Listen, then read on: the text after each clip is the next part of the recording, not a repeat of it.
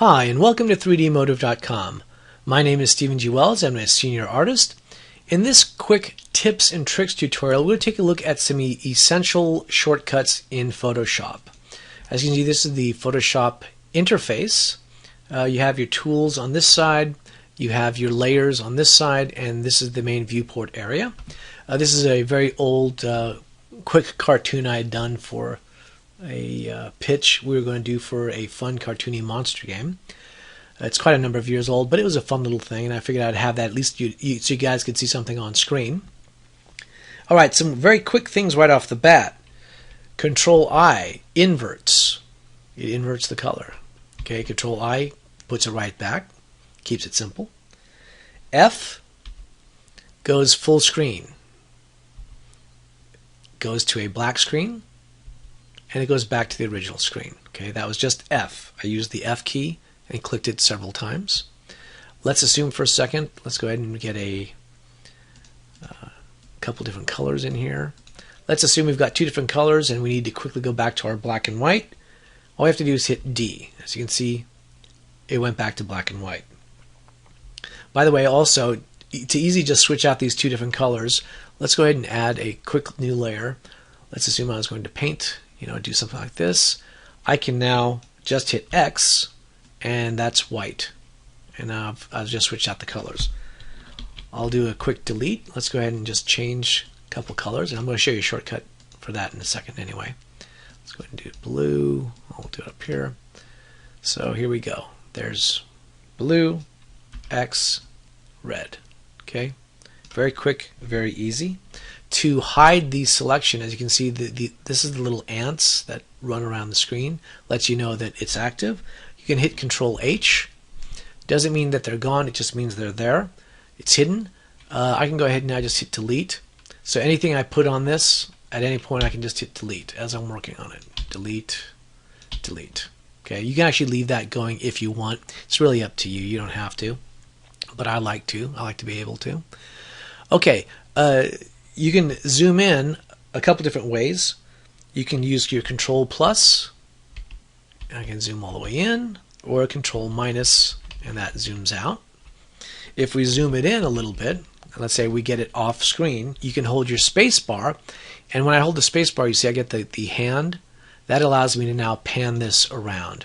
Now the nice thing is with this is, let's go ahead and do a Control minus, and then we'll go back to pan. I'm holding the space bar. You can actually space bar right off, almost completely off the edge. So it really comes in handy. It allows you to move it where you need to. I'm just left clicking and holding this. Okay, it's very simple, very easy. Comes in handy. In fact, I use this quite a lot when I'll zoom in. Control plus. I'll zoom in on that, and then maybe I'll sample. By the way, sampling a color is just hold down your Alt key. See the little eyedrop picker? So you can actually sample colors. Like I can sample the gray color. But I'll use the spacebar to pan, and I can then move to a certain area. I can use the Alt, and once again you can see how it updates. I can go ahead and pick a different color. I can hit X, and I can pick a gray color and do gradients thereof. Alright, so it comes in handy, especially when you're painting. I'm on the paintbrush tool right now. Let's say we've got some gray in here. Okay, and right now the flow and opacity is 100%.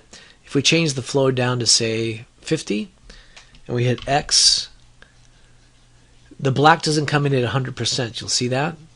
I actually have to really work that in there to do it. And of course, as I press harder and harder, it goes blacker and blacker. But again, the nice thing is I can sample any mixture of that as I'm working it, any blurring on that, and get different colors right there on the fly. Comes in very handy, and it's one of those things that I like to use quite a lot actually. And obviously if you want to save this, the easiest shortcut is Control S, which is save. And you'll get a dialog box, what do you want to call this? It'll go to where you want to navigate it to, things like that. So you can obviously save it that way. If you're saving artwork or saving a JPEG for the web, of course, a Control Alt Shift. Hold on. Shift S. I'm sorry. Yep. There we go. You have to hit all four of them at the same time. It's Control, Alt, Shift, S. And this is where you can turn around and drop the byte size. As you can see right here on this dialog box right now, the document is 933K.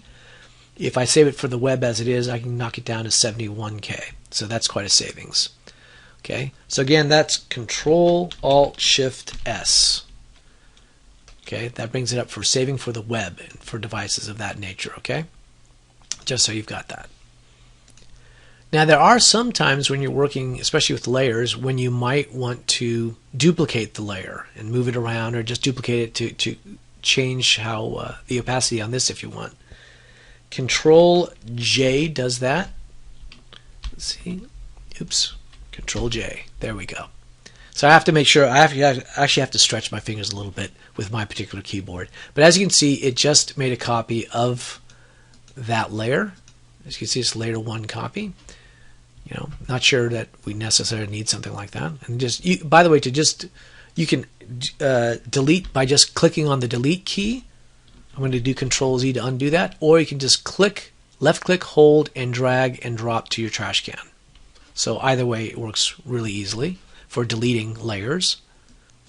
There'll be other times when you're working in layers when you want to just fill the entire layer with a quick color. I did a quick new layer here, and that's Shift Backspace. You'll get a little dialog box that will say, okay, do you want to fill it with the foreground color? You want to fill it with the background color? You can click a color picker and you can then select, you know, whatever color you want here, for instance. You can have different modes for the different layers. You can do normal, dissolves. I'll show you real quick. Let's go ahead and do a green one. We'll do color. We'll do it for green. And let's go ahead and set this to multiply and then hit OK. I actually didn't do a whole lot on that, but to change the variation on what the layer is, you can always just click this button. Once it's highlighted, it says normal. Once it's highlighted, you can use your arrow keys and just arrow through some of the different things. Like for instance, this is a dissolve. There's the multiply. Color burn. Linear burn. You can see the different effects you can get. Darker color. A lighten, sort of kind of does an inverse and makes all the black be the actual color. Screen actually really starts to stress it out a little bit more. Color dodge really pixelates it. But again, sometimes these are effects that work for what you need. Linear dodge, of course, changes the contrast a little bit harder.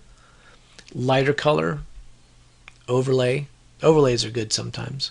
Soft light, hard light, vivid, linear light, pin light, a hard mix. And the difference, it basically is inverting the green color.